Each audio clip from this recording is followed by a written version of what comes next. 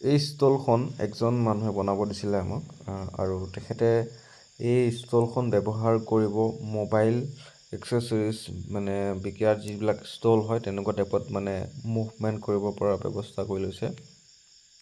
ইয়াত তেখেতে mobile accessories বেচিব।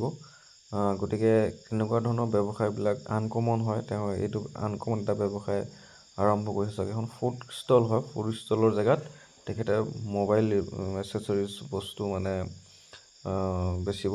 গতিকে এখন চাওক কি ধুনীয়াকৈ বনাইছে। আৰু এখন আমাৰ ইয়াতে আমাৰ ফেক্টৰীতে বনাব দিছিলে।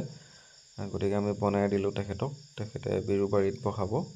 এখন চাওক তেওঁ বিজনেছটো কেনেকৈ মাথা মাৰিলে চাওক কেনেকৈ ধৰণে।